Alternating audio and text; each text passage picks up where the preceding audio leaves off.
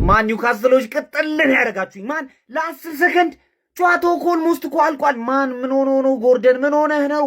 ምን ሆነ ነው? ኳሱን አትይዞ ምን አስጠለዘ ካውንተሩን? ወይኔ ጉዴ! ወይኔ አንተ ደደብ፣ በጣም ደደብ ሰው ነህ ማን።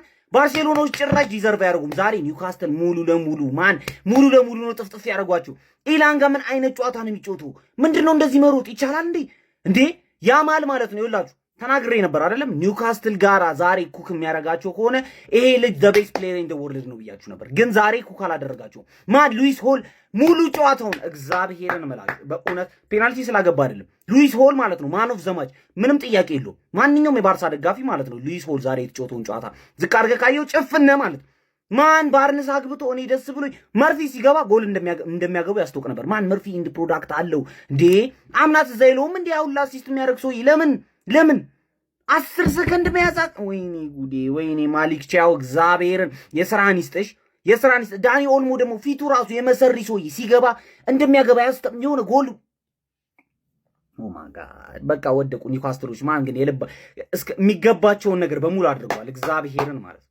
ኒውካስትልን ቀብዳ ሲይዘው በሉት። ያራዳ ልጅ በሚያሳዝን ሁኔታ 1-0 ሲመራ ቆይቶ ባለቀ ሰዓት ቲያዎ እጅግ በጣም የማይሆን ውሳኔ ወስኖ ቢል ጎረ እንግዲህ አግኝተው አስቆጥረውም 1-1 በሆነ ውጤት ወደ ካምፕኑ ወስደውታል ማለት ነው። ነጥቡን ባርሰሎናዎች አሳስቀው አፈኑት ማለት እኮ ነው፣ ሌላ ነገር የለውም ማለት ነው። እጅግ በጣም ያሳዝናሉ ኒውካስትሎች። እንደ ኒውካስትል የሚያሳዝን የለም በዛሬው ጨዋታ ማለት ነው። ምንም ጥያቄ የለውም። በጣም ለፍተው ደክመው ነበረ፣ የሚችሉትን ሁሉ አድርገው ነበር፣ ደጋፊዎችም ሲያግዟቸው ነበረ። ነገር ግን ባለቀ ሰዓት ባርሰሎና እንግዲህ ያለመታከት በመሞከራቸው ያገኟትን እድል ተጠቅመው ኢሊጎሪዮንም እንግዲህ ላሚን ያማል በሚያስገርም ሁኔታ አስቆጥሮ ጨዋታውን ወደ ካምፕኑ ሳያልቅ ወስደውታል ማለት ነው። በእርግጠኝነት እዛም ቆንጆ ጨዋታ እንመለከታለን። ኒውካስትል በዋዛ ፈዛዛ የሚፋታ አይነት ቡድን እንዳልሆነ ተመልክተናል። የእንግሊዝ ቡድን የእንግሊዝ ነው ያራዳ ልጅ፣ ሌላ ነገር የለውም ማለት ነው። በዛሬም ጨዋታ ያየነው ይህንን ነው። አስገራሚ ጨዋታ ቀጣይ እንመለከታለን ብዬ አስባለሁ። በአሁኑ ግን ኒውካስትሎች ያሳዝናሉ። ቢያንስ ይገባቸው ነበር፣ 3 ነጥብ ይገባቸው ነበረ። ነገር ግን ምንም ማድረግ አይቻልም። እግር ኳስ ነው ይሄ ያራዳ ልጅ የለፋ የጣሪ ያገኛል ነው። ሐሳብ አስተያየታችሁን ኮሜንት ላይ አስቀምጡ። አዳዲስ ሰዎች ፎሎ ማድረግ እንዳረሱ በደንብ ሼር ኮምፕሊክ ግዴታ ነው። ይመቻችሁ። እሺ ባርሰሎናውያን 1-1 ወጣችሁ። ባለቀ ሰዓት ፔናልቲ ተሰጥቶማ። እሺ አሁን እኔ የቱ ጋር ነው ጥፋቴ? እኔ እኮ ኒውካስትል ይመጥናችኋል ነው ያልኩት። እናንተ ናችሁ ኒውካስትልን አልፋችሁ አትሌቲኮ ማድሪድን አልፋችሁ እኔን የናቃችሁት። አያምርባችሁ ማን ንቀት ምናምን ነገር ሲጀመር ምን እሺ ነው እንዴ? ማን ነኝ ብላችሁ የምታስቡት? ሞስት ላይክሊ ካምፕኑ አምታችሁ ልታልፉት ትችላላችሁ፣ ግን ልትወርቁም ትችላላችሁ። ዛሬ ኒውካስትልን አይታችሁታል አይደል? ማይችል ቡድን አለ የሚገጠማችሁት። የፕሪሚየር ሊግ ቡድን እኮ ነው። አኩርተሽናል ኒውካስትል። ስፐርስ መሰለ እንደ አባቴ ገባር። የሚገርም ግድያ ነው ያደረጉት። አንላኪ መጨረሻ ሰዓት ላይ ፔናልቲ ተሰጠባቸው። 1-1 ወጣችሁ። ኖርማል ባይዘው ያው 1-1 ያው ካምፕኑ ላይ የምታሳዩት አቋም ይታያል ነው እንጂ ይመጥናችኋል። ገባር ላይ ይመጥናችኋል። እድሎቻቸውን መጠቀም ብቻ ነው የሚጠበቅባቸው። ምንድነው ስድብ? ምንድነው ያመጣው? እኔ የቱ ጋር የተሳሳትኩት? አመቱን ሙሉ ድክመታችሁን ተናገርኩኝ። ስታሸንፉ የምታሸንፉበትን ነገር ተናገርኩኝ።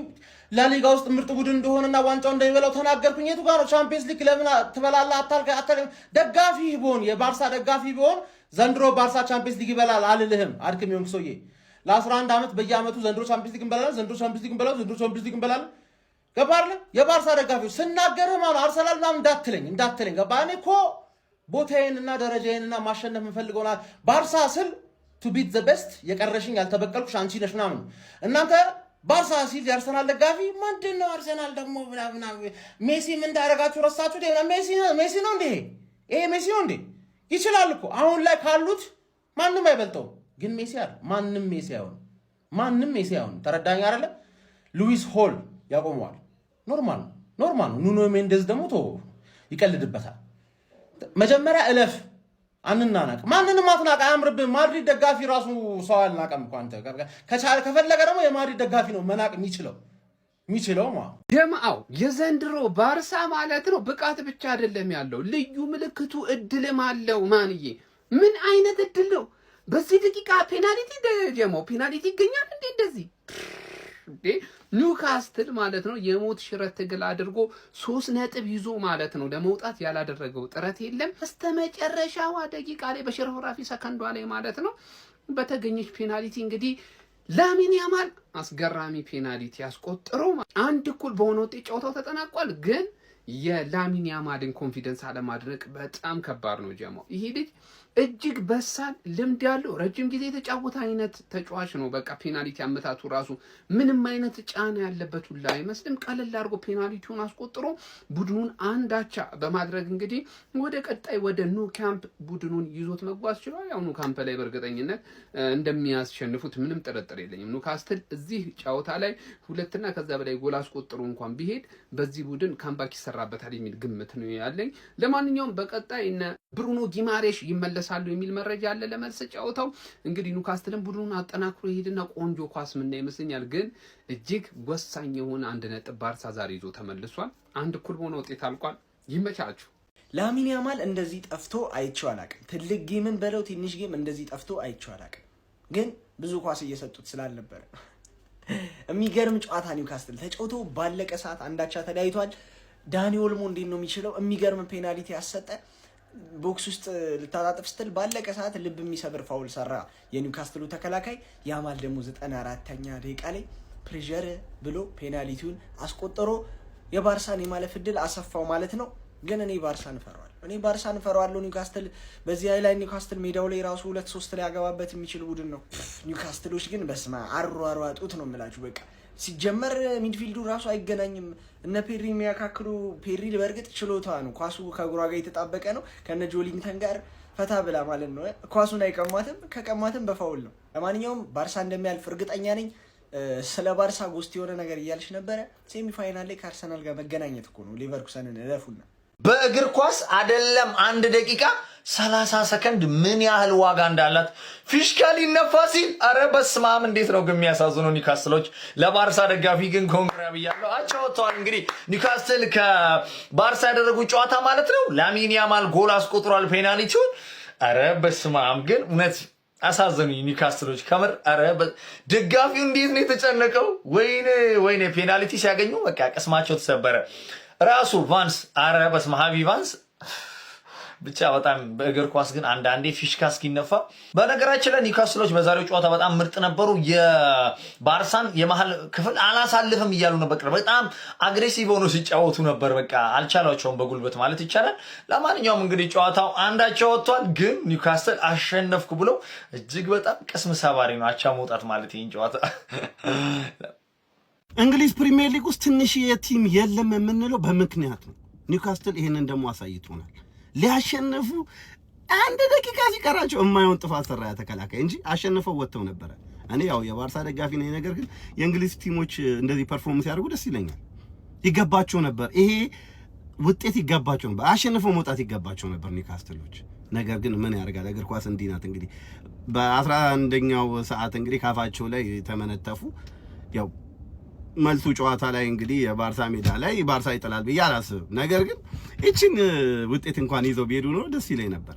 ነገር ግን ሁለተኛ ቲሜ ባርሳ ያው ሳይሸነፉ ወጥቷል። ቀጣይ ጨዋታ ላይ እንግዲህ ይቀጠቅጧል ብዬ ነው የማስበው ኒውካስትልን። ነገር ግን የሚገርሙ ነበሩ ኒውካስትሎች። የፈለገ ቢወርድ የእንግሊዝ ቲም ማለት ነው ለውጪ ከሌላ ሊግ ለሚመጣ ቡድን አይተኛም እና የሚገርም ጨዋታ ነበር። ይሄን ጨዋታ ነው ያዩት፣ እነዛ ጨዋታዎች አምልጠውኛል። ነገር ግን ይሄንን ቪዲዮ ፎሎ፣ ኮፒ ሊንክ፣ ሼር እና ሪፖስት ማድረግ አይረሳ። በተለይ ፎሎ እያደረጋችሁ አትርሱ። ይመቻችሁ። ይህንን ጨዋታውን እንዴት ነው መግለጽ የሚቻለው ጋይስ? ባርሳ በጣም ወሳኝ በሚባል ሰዓት ላይ ጎል አስቆጥሮ ነው ደህና ውጤት ይዞ ከሴንት ጄምስ ፓርክ መውጣት የቻለው ማለት ነው። ለኒውካስትል ዩናይትድ ደግሞ በጣም አሳዛኝ ሁኔታ ነው በመጨረሻ ደቂቃ ከእጁ የገባውን ውጤት አሳልፎ ለባርሴሎና የሰጠው ማለት ነው። በአውሮፓ ሻምፒዮንስ ሊግ 16ቱ ዙር የመጀመሪያ ዙር ጨዋታ ሴንት ጄምስ ፓርክ ላይ ባርሴሎና ያስተናገደው ኒውካስትል ዩናይትድ 1-1 ለመለየት ተገዷል ማለት ነው። ሌቭል ነው ጨዋታው። ስለዚህ ካምፕኑ ላይ ከ0-0 እንደሚጀምር አስቡት ማለት ነው ጨዋታው። ያ ማለት ደግሞ ለባርሴሎና በጣም የቤት ስራውን የሚያቀልለት ይመስለኛል።